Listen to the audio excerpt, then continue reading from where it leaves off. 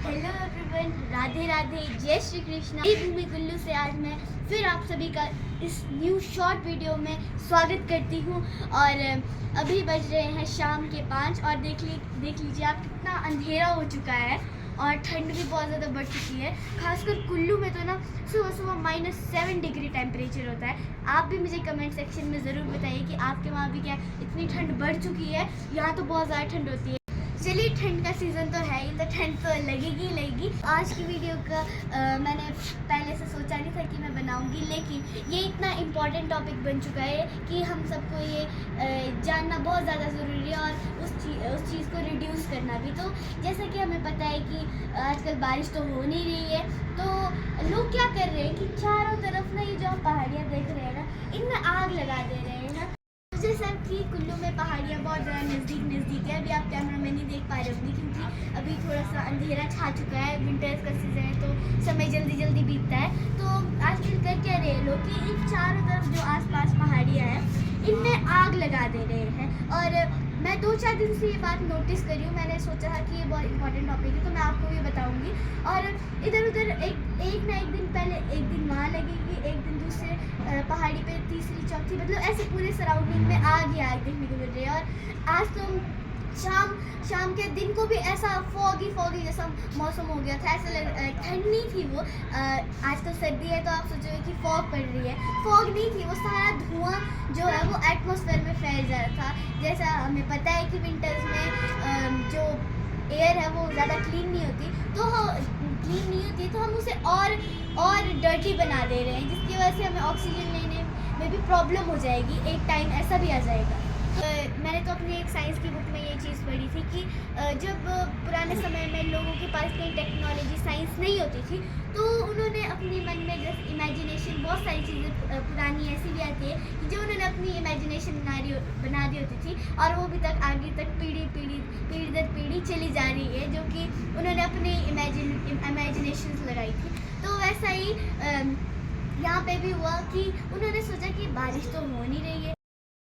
कुछ लोगों का ये मानना है, सभी का नहीं लेकिन कुछ लोग ऐसे हैं जिनका मानना ये है कि अगर हम पहाड़ियों में आग लगा देंगे, घास वाले एरिया में सब जगह आग लगा देंगे तो वो धुआं ऊपर जाएगा और बादल बनेंगे और उसी के साथ बारिश होगी। और ये वही लोग हैं जो कि इन जंगलों में आग लगाते हैं जहाँ पे इतने सारे जीव जंतु और उन सभी का एक नेचुरल होम है और हम उसे उजाड़ दे रहे हैं। जंगल में इतने सारे प्रीशियस फ्लोरा एंड फोना होते हैं तो, और साथ ही में जीव जंतुओं का वो एक नेचुरल होम है और हम उसे तबाह कर दे रहे हैं एक तरह से। अगर हमारे वहाँ पे भी घर पे कोई थर्ड पर्सन आ जाए और वो आप ही के घर में आग लगा दे आपके सामने, तो आपको कैसा फील होगा?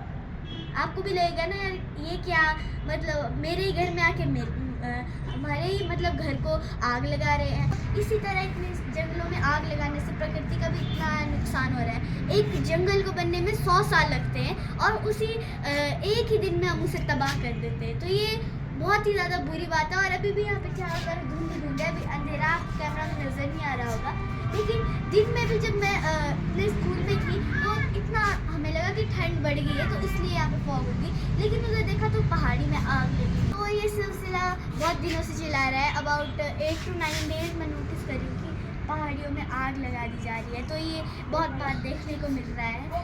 तो हमें जैसी प्रकृति मिली है हमें उसे वैसा ही रखना चाहिए। प्रकृति से छेड़छाड़ करना एक बहुत ही बुरी बात है। हमें जैसी प्रकृति मतलब ऐसी नीट एंड क्लीन और ग्रीन मिली है हमें उसे वैसा ही रखना चाहिए। नहीं तो अगर हम इसे ऐसा नहीं रख रहे हैं तो फिर रिजल्ट आप देख ही रहे होंगे कि कुल्लू मनाली में पहले कैसा डिज़ास्टर आया हुआ था, फ्लड चारों तरफ। तो वो प्रकृति का ही प्रकोप था जो कि हमें वापस मिला। जैसे हमने उसे दिया वैसे ही वो हमारे को वापस देगा। जैसा कि हमने उसे बनाया, हमने आग वगैरह लगाई इधर उधर, तो वैसा ही हमें प्रकृति ने भी दिया, बिकॉज कर्मा रिटर्न्स। तो हमें और आपको कोई भी हक नहीं है जंगलों में आग लगाने का और किसी का घर उजाड़ने का।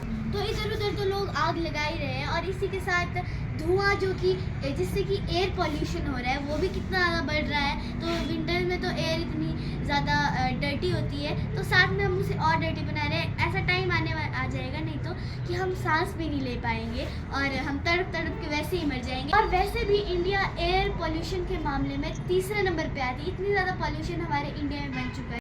तो 100 साल या में भी ज़्यादा टाइम लगता है फॉरेस्ट को बनने में, और हम उसे एक ही दिन में तबाह कर देते। क्या मिलता है हमें ये सब करके? हमें किसी को भी हक नहीं है ये सब करने का, नेचर से खिलवाड़ करने का किसी को भी हक नहीं है। तो अगर बारिश नहीं आ रही, बारिश आने का कारण ही ग्लोबल वार्मिंग है। तो प्लीज़ मैं रिक्वेस्ट करूँगी, जो लोग आग लगाते हैं, प्लीज़ जंगलों में आग ना लगाइए, जीव जंतुओं का घर मत उजाड़िए प्लीज़, क्योंकि जाने अनजाने में तो आप ये गलती कर रहे हैं अभी, लेकिन उसके बाद जो आपको भुगतान करना पड़ेगा तो वो आपको ही पता होगा फिर। तो इसलिए मेरी रिक्वेस्ट है, हम्बल रिक्वेस्ट, कि प्लीज़ जो भी आग लगाने वाले हैं वो प्लीज़ यहाँ जंगलों में आग ना लगाइए, इतने सारे जीव जंतुओं का घर ना उजाड़िए, उनकी बलि ना चढ़ाइए। तो और ये मेथड यानी कि आग लगाने से जंगलों में बारिश नहीं आने वाली है, असली कारण है इसका ग्लोबल वार्मिंग। इसी वजह से बारिश नहीं आ रही है। तो सबसे पहले हमें ग्लोबल वार्मिंग को ही डिक्रीज़ करना हो, उसी वजह से बारिश आएगी। मैंने इस टॉपिक को इम्पोर्टेंट समझा और मैंने आप सभी के सामने से लाना चाहा ताकि ये जंगलों में आग लगाना बंद हो सके। तो मेरे को एक बहुत ही ज़्यादा इम्पॉर्टेंट टॉपिक लगा। तो अगर आप मेरी इस बात से सहमत हैं तो प्लीज़ कमेंट सेक्शन में आप अपना विचार रख सकते हैं, और प्लीज़ लाइक, फॉलो, शेयर। चलिए हम अपनी बात को यहीं ख़त्म करते हैं और चलते हैं घर।